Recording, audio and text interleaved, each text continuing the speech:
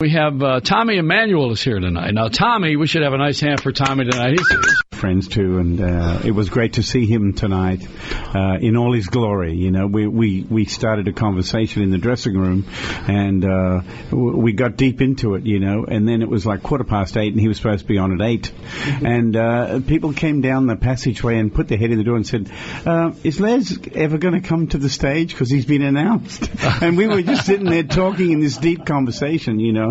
Oh, okay, he said, and walked down the passage and walked out, and the crowd went crazy, you know. I mean, he just lives in Les Paul land, you know. Yep. It's beautiful, and so he should. He's 93 today, and he still loves to get out and play. One of the first things I noticed about Les is when he picked up his guitar and he started to play, he immediately changed.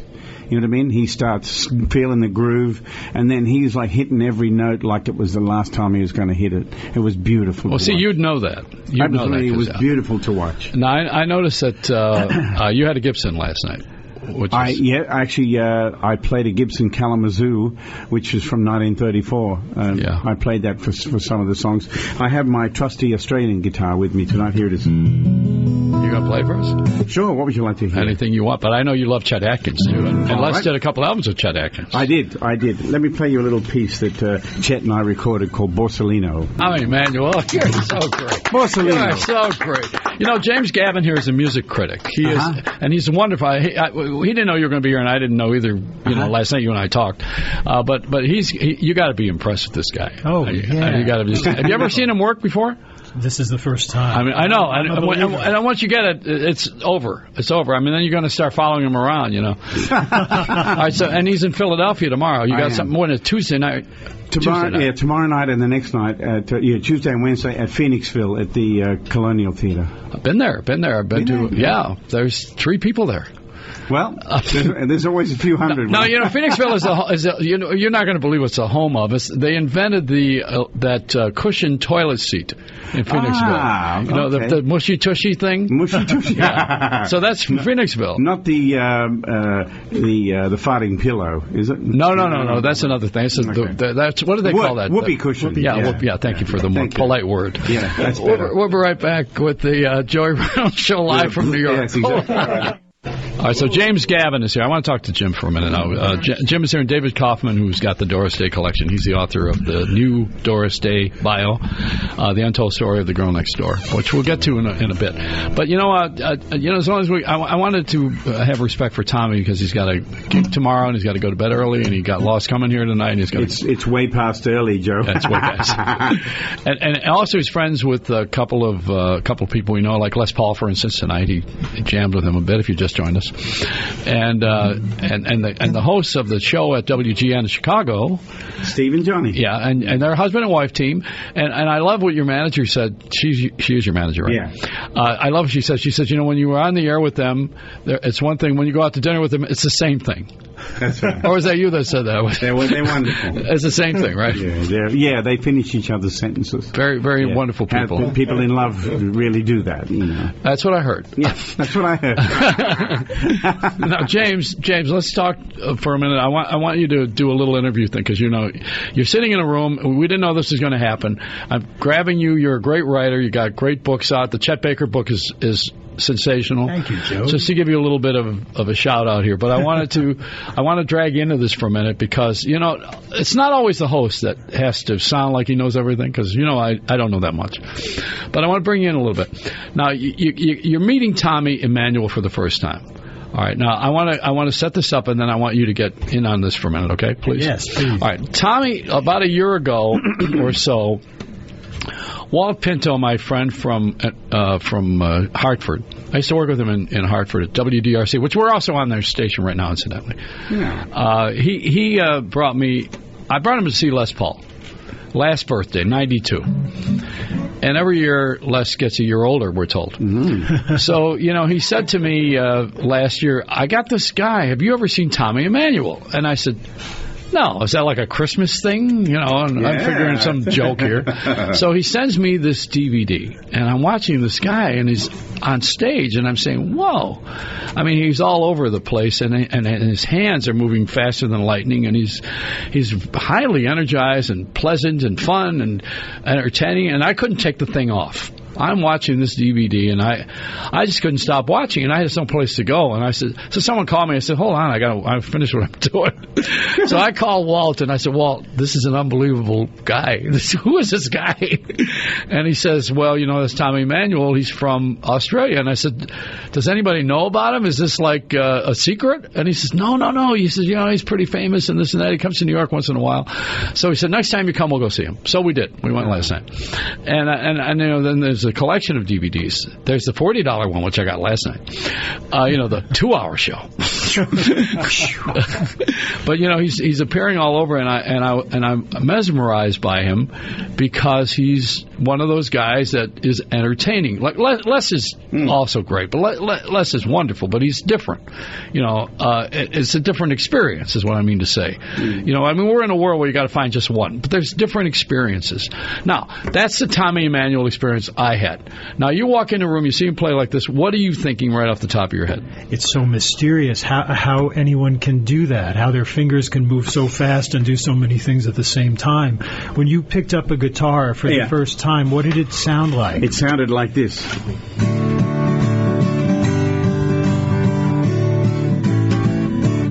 And then it sounded like... and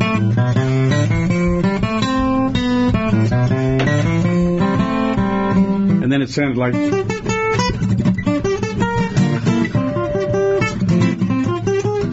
Then it sounded like...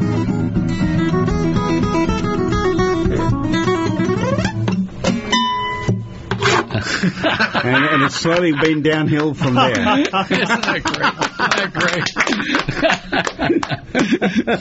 So from Australia, then but you live in England, right? Is that right? No, well, I used to. I live here in America. I live near Nashville. I didn't know. Mm-hmm. Yeah. I have a home there, and I have 2 children who live with my ex-wife in England, and my youngest daughter was born in England, and my oldest daughter was born in Sydney, Australia.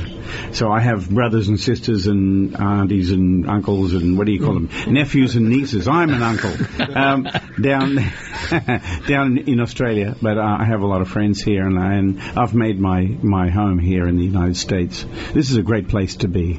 Well, Australia's not bad either. Australia's wonderful. Nothing shabby. That's the end of the world, isn't it? When we're going there, I saw that movie once. Oh yes, which one was that? What was that called? That was with Ava Gardner. Remember that thing? And what was that? It was called The Last Something or Other, was it? Not Summer of the 70s. No, it had a really weird name that didn't fit. Oh, okay. And it was a hit movie. What was it? Not Mad Max. Okay. Mad Max. Mad Max. But that's not the right one. Yeah. What was that thing called again? On the Beach. On the Beach, yes. That's it, yeah. That was with Burt Ava Gardner. Lancaster. Yeah. And that was on the Beach. Waltzing Matilda? And Waltzing Matilda came from that. Do a little of that. Kill this music here.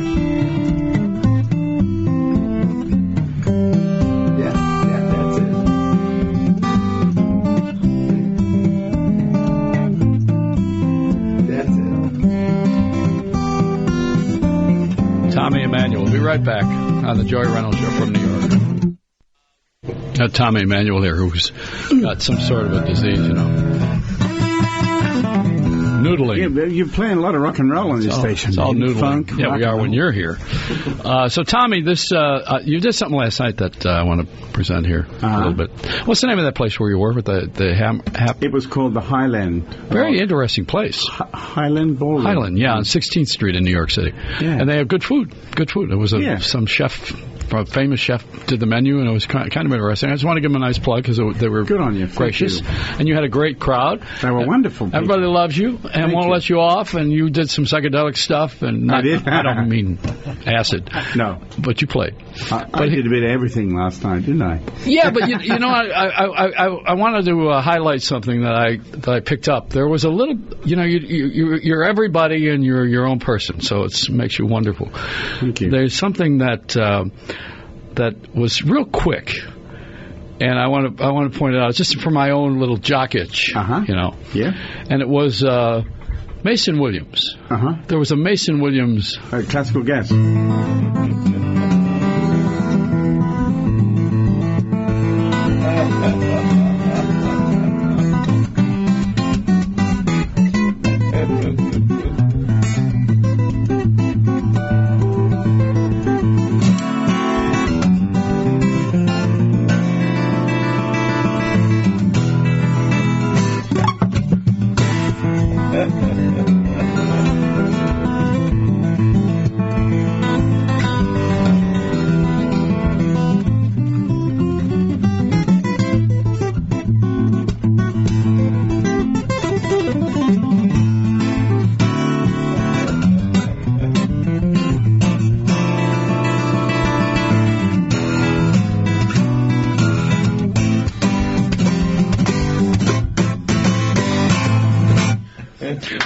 Something like that. That's unbelievable. I don't know where you get this from. You know what? And there's a spiritual side of you it's exciting. Yeah. Thank you. You did Amazing Grace. Yeah. And you gave credit to the Lord because it was Absolutely. Sunday. Yes. I don't want to steal your act and put it on the air here. Oh, go ahead. Do your whole act, but I got nothing to hide. I'm letting it all hang out. But you did a whole spiritual. You keep coming back to something that's gratitude. That's right. And it's lovely. It's attitude and gratitude. The two go together. And you do it famously. I mean, you do it famously. And it's one thing. When you walk out there, and you first of all, you had a jacket, and it was 95 degrees, but you walk out and I wore a suit. Yeah, you wore a suit. No it's tie. New York. It's Yeah. I have a lot of respect for this place and for the people in it, and I wouldn't come out there dressed like anything but the best I could. Well, you walk out and then you just take right over, and you were always cheerful and you had the full energy all the way through, and you stayed on longer than anybody ever would expect or pay for, including me. Thank you. It was just wonderful in every respect, and I'm trying to figure out, and I'm going to ask you this directly. Okay.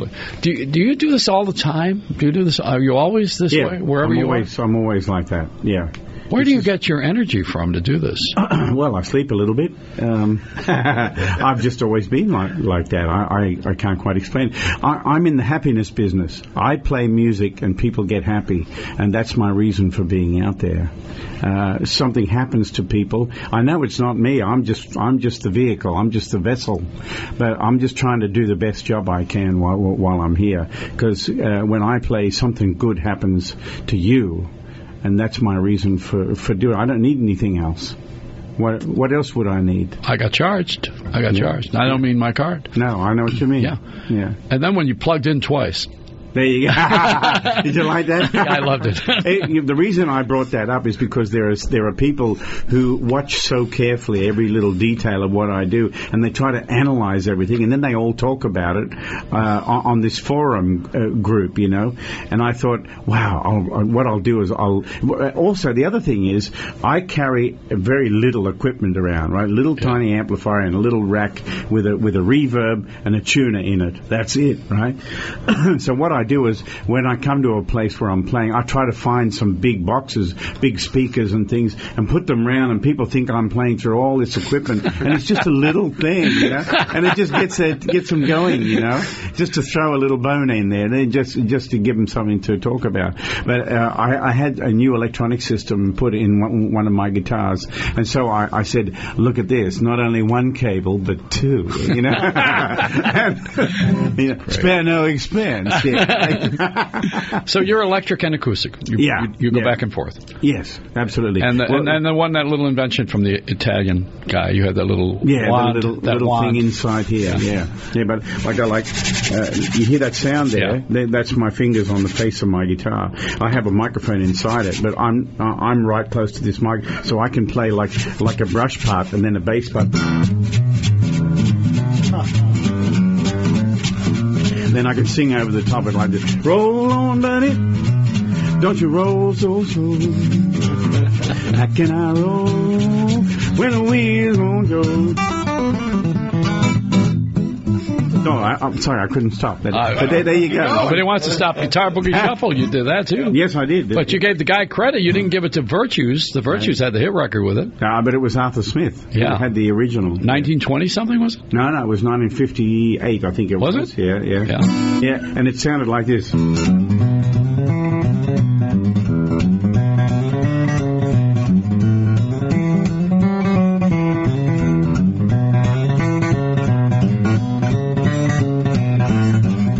And then I found a way of being able to play that and the rhythm at the same time. So it sounds like this.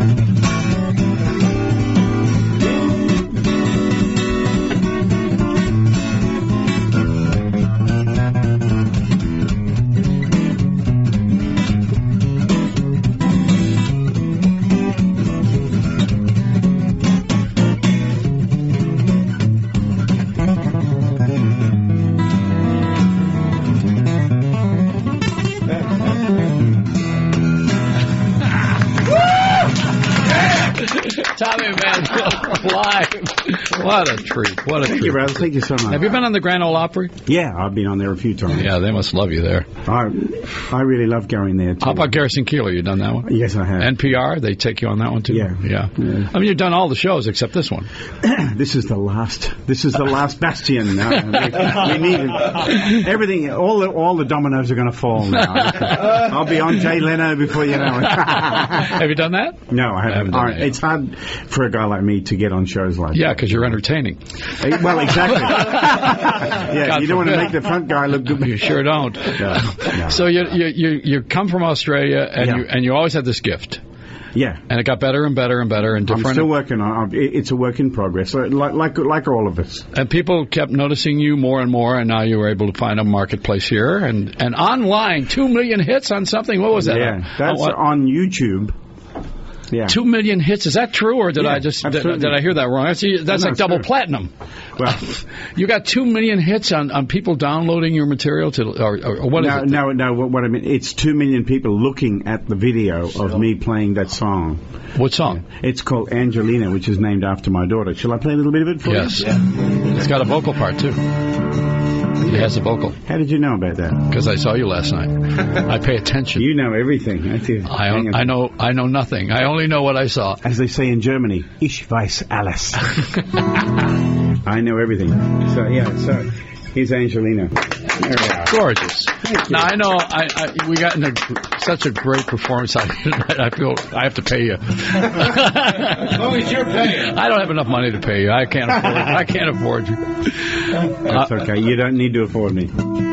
Tommy Emmanuel. Thank you so much for having me in, Joey. I really appreciate it. I knew you're just such a treasure. Thank you, bro. And in Philadelphia, people will be able to see you in Phoenixville. Phoenixville tomorrow night and the night after at the Colonial Theatre. Be there or wear strange clothes. To both. I want to ask you about something too on the way out here, if you don't mind. I'm going to take advantage of you for one more minute. Thank you. There's two things going through my head. I'll share both of them. Okay. One of them is Nat King Cole was known as being a piano player. Wow. And then of course, he had all those hits. And so you do Mona Lisa, which is to die for. Thank you. I don't know if you want to do a little bit or not. Sure, I'd be happy to. But then, too, my other part in my head is that you have such a strong instinct about entertainment and closing and everything, and I know, and you're dazzling with your finger work. So I don't know. I say whether I want to hear both. I want to hear Mona Lisa, and then I want to hear you do something really, really, strong. I can handle that. They're both strong. Well, let me play a little Mona Lisa for you. This is music talk. I love it. You let your music do the talking. You're so. Thank you, brother. All right, so that would be TommyEmmanuel.com. That's all. .com. That's it. Just go to his site and see him in Phoenixville tomorrow, Tuesday and Wednesday in Pennsylvania, and look for him everywhere in the world. And also tell Letterman that he's got to put him on with Paul Schaefer. That'd be good. Yeah, and we'll call Paul. I appreciate that. Thank you. You need. Have you been on that yet? No, I haven't. Schaefer's a great music. Well, you got to go to that. He's a wonderful friend. Yeah, you got to do that. Tommy Emmanuel. We'll be right back. Joey Reynolds Show live from New York.